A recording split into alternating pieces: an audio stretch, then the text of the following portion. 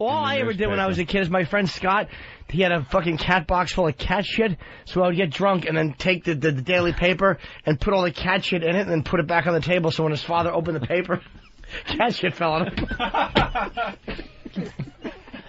What a great gag. What a scumbag you are. Yeah, his dad would probably go home after a hard day of work and open it, and 6 or 7 little cat turds would fucking fall all over him. What a douchebag. I would get drunk. We'd always get drunk in his house, and I would just urinate all over his faucets. I was like big. I remember being drunk in his bathroom. I remember being drunk in his bathroom, and I'm pissing all over the mirror and his fucking faucet handles and all over the floor. Why? I don't know. It just made me laugh to do so. You were a real fucked up drunk. I was a naughty boy. Wow, just go start pissing on people's fucking faucets. But I mean really pissing on it. Not just a quick throw. No.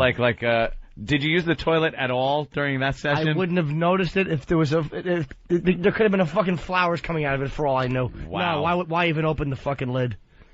Certainly not. God, that is funny. That is really funny. And then me and Tom Naylor would fucking get dog shit, like big wet pieces of dog shit, and put them in Glad baggies, and then throw them down the library book return slot. Some poor old lady just yeah.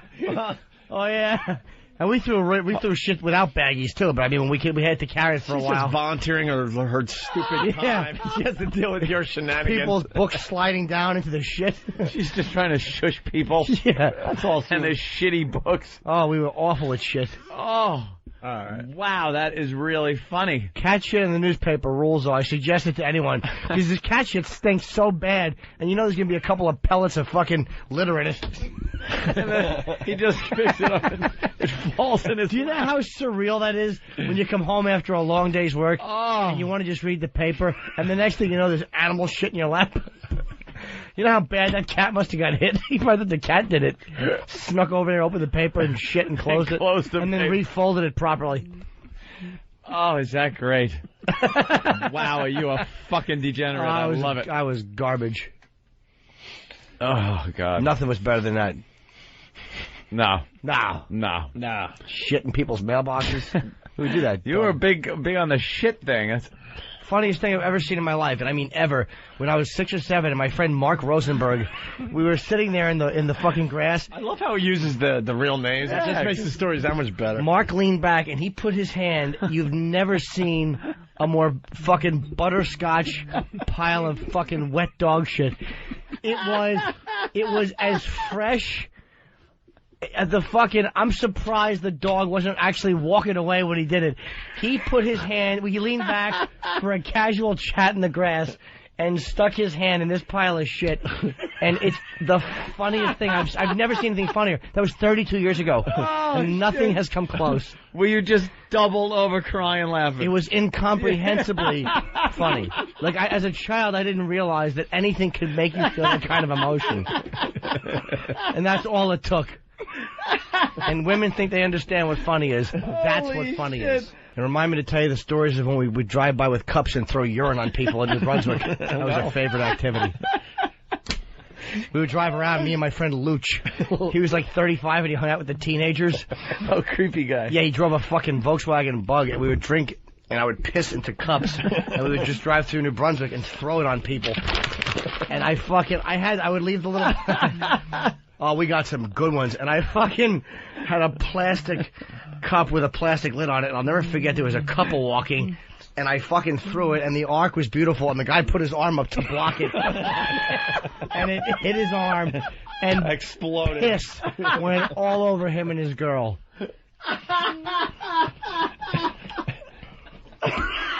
Oh, would I be so fucking Oh, he had to be steamed. We would drive around with eggs and egg people all the time. I got a guy in New Brunswick. He probably remembers that. Yeah, that guy probably fucking remembers being hit, putting his arm up, and having just slow motion, having his cup hit him. And he's probably, if he's listening, he's probably told himself for the last 25 years it was beer. No. No, it wasn't. I told you. I told you guys that my friend fucking Stanley and Mike. Stanley was the bodybuilder. We were 13 playing asteroids, and Mike was 13. And so Stanley wasn't gay. He was just a fucking not a smart guy. He was a martial artist.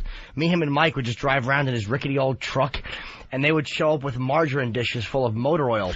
And we would just go to people's open car windows and like throw the fucking motor oil all over the inside of their car on their console. Oh, you fucking scumbag. And I remember one time Stan ate some Chinese food and Mike had the hot mustard, and we saw some pretty girl and Mike went, "Hey whore, have some mustard." And he threw it at her and she waved, and then she waved the mustard at her.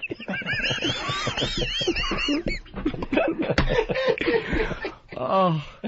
Hey, whore! Hey, whore. He was a sociopath. Because I remember we were... Oh, shit. You all were. We were driving. It was like 100 degrees out. We saw this guy hitchhiking backwards with no shirt. And fucking Mike goes, "Hey, Stanley, let's drain the engine oil and drive back and throw some hot oil on him." He wanted to drain oil out of the hot engine and throw it on a guy's bare chest while he was hitchhiking. And he meant it. Let's go throw hot oil on him, Stanley. 1353? Dude, what's the hot oil? We found one time the Holy Grail. We were in a parking lot, and we found a half a dish of melted chocolate ice cream, and there was an open car window with one of those fur seat backs. Oh, we smushed it all over the seat back. We drove by 5 minutes later, and there was an elderly couple. They had to be in their 70s, and they were outside the car, and she's wiping chocolate off the guy's back.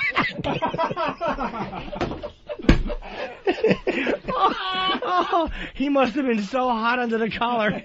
He sat down and got fucking chocolate all over his old back. Oh, it was perfect. Oh, that was a good one. all over his old back. Oh, he was, I'll never forget him standing there and her behind him just wiping at his back. Oh, you a fuck. Norton was a fucking minute. Hey, Stanley, let's go back and throw hot oil on him. Let's get a Paul in Nashville. Paul. Fucking menace. He's a menace. Paul. Fucking laugh. Paul. Yes.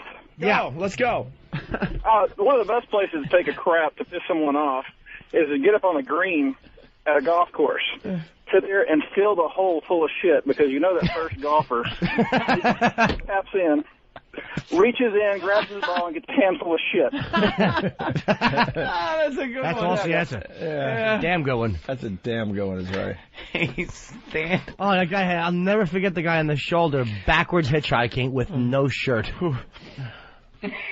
You know what is also a good one with the old person and his wife wiping his back off? How long did it take for him to sit there until he realized his back was in something? It couldn't have been long because it was fur and we coated it with melted chocolate ice cream. You understand? It was the holy grail of fun. It was hot. It was summer. Wide open window. His mistake. I wish there wasn't a statute of limitations. They could come fucking arrest this idiot. Fuck. That was a good one. What a creep. Yeah. That wasn't even the... shit. Yeah. He was going to say that wasn't even the beginning. No, we wrote... Then we killed them. Both of them. They had the pickup truck one time, and they had a couch, a giant old sofa on it. So we set the sofa on fire and pushed it off the truck onto the highway. We were hoping a car would hit it. There's people in jail right now for 6 of the things he's talking about. Did you ever think of consequences? No, we were 13, man. No. Yeah, but I mean... Stanley should have. He was 25. Holy shit. Stanley, I don't know what Stanley was doing. I know, we had an old Volkswagen Bug in the back of a pickup truck once, and took it down the road about 60, 70 miles an hour, and held onto the back of the bed, and kicked this thing out. And just watched it, like, chasing the car as it was rolling. And it was so good. And we were going to do that and then just leave. But nothing happened. Like, there weren't any cops. There wasn't an explosion. People didn't come out or anyway. So we backed up, lifted it back into the truck so we could do it again. It was so amazing looking to watch this thing just roll. I remember one time, me and my friend Marvin, he was a Puerto Rican Jew, Marvin Schnoll, he was a good friend of mine. We were hitchhiking, trick-or-treating. And one guy, we knocked on his door, and he didn't have any. I don't have no candy. No. Poor fuck. So Marvin took his gum out and put it over the guy's peephole at his door. So we're out in the yard. 5 seconds later, the older man runs out and grabs Marvin and puts him in a headlock and starts punching the top of his head. And I just stood there in my Halloween costume and watched.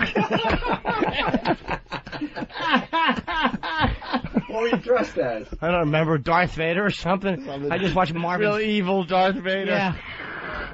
Just watching your friend get pummeled. Yeah, well, I held a fucking bag full of pennies and Milky Ways. Oh, is that fucking funny? No, I remember what we was talking about. What was the thing you were talking about with the embarrassing stories? Remember that shit? What's the thing in school? You ever remember something that's so embarrassing to this day when you think about it, you go, ooh. We were talking about I guess the douche chill would be the way we describe it now. We had a talk one night about those moments. They're not embarrassing like, yeah, I farted and this chick smelled it. Not exposure type embarrassing. Things where, like, wow, who I am is just garbage. Yeah. Like, humiliating little moments. Oh, and for me, one of them. It's not even that. It's awful. Do you understand? Like one of them, and you just think back and go, oh. Yeah. I was in class. And there was a whole class full of people. It was dead silent. And this guy walked by the outside of the classroom door, and I think a sophomore or freshman high school. And there's seniors in the class. It was a math class. And the guy walked by the outside door, and he was singing. And the song he was singing had the beat of da da da da. It might have been a Christmas song, but the guy was singing bop bop bop bop. And I wanted to say, "Shut the fuck up," which would have probably gotten a big laugh. Yeah. But I bailed out and I went, "Shut up." Silence. The class was silent. Oh, you bombed. It was horrible how unfunny it was. It was crawl out of your skin embarrassing. It was completely humiliating. Yeah. He had a much better one. His was really awful. I used to be the captain of the football team. Yeah. And I used to be the hype man, you know, like, y'all, how y'all feel? And the team go, fire it up. How y'all feel? Fire it up. Break down, stick. Break down. You know, getting them all ready. Yeah. So one day we was playing this team for Halloween, right? So I said, y'all ready, man? Y'all ready to fuck this team? And they like, yeah. Then I said, because they're going to get a trick. And we're going to get a treat. And everybody went, oh.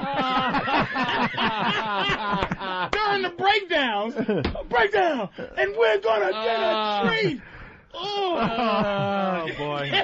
I don't even want to look at him. Did they just lose on purpose? They said, what the fuck? We won, but it was like, they just took away all my power with that. I would just let you get hit all the time, the whole game. Were you embarrassed? Oh, how embarrassing. This was 18 years ago, and it was the worst. Oh, is that embarrassing? All right, listen, let's get the story of the day so we get out of here. Shut up. Shut up. They're gonna get a trick. The fuck up. Would have worked. I would have killed in a class to hear. I would have gotten booted. Yeah, but that would have got a 9. You'd have gained like that legendary status too. Another bad time for me was, and he couldn't believe that I bombed here, but I bombed in a movie theater during Revenge of the Nerds, horribly. Some guy was yelling stuff and getting big laughs. And I chimed in and yelled out a couple of things, and neither one of them got a 1 even. And my friend, the last one, I forget what one of them was, but I remember one of them, there was a massage going on, and I yelled, "That's cum he's rubbing into your back." Oh, my God. That is the funniest. Norton when we was talking, Norton had 4,000 stories, and it's like, you know how you talk to somebody and they immediately get what the fuck you're talking about? Because I was just like, I just was watching a football game thinking back to that moment, and it makes me it makes me shudder. You don't want to be that guy. It just makes me shudder. Some of the things that I would do awkward with bitches, and and Norton had so many stories of just, like, you just go, oh, no. And the trick-or-treat one is it for me, or the time that I had a college professor who had a bad limp, and And I did poorly in his class, but I loved his class. And every time I would see him, I would go, "Hey man, I really love your class and you're a great teacher." And he got tired of hearing it, so one day I was coming to him and said, "Man, I really love," and he turned around and limped away from me as I was telling him what a great teacher he was. Shit. And I just was like, "Oh my God, I never forgot that. I was fucking 18 years old." Obviously, you never forgot it. It just hurt my heart, and then when I think about it, it just makes me go, "Oh." But trick or treat, it's because the team was fired up. Y'all ready? Go! Yeah. How y'all feel? How y'all feel? Break down. They're gonna get a trick, and we're gonna get a treat. Oh, it's Halloween. Fuck you! We're not going for that shit, you fucking Oh, faggot. is that awful? Oh man, never forgot that shit. Wait, what was the one I was just telling? What was the one I was just saying? I forgot. Revenge of the Nerds? Oh, that was awful. Oh, the worst part was I yelled that out, and it got such a zero, and my friend Bill was sitting next to me, and he went, "Shut up, Jim." I embarrassed my 13-year-old friends.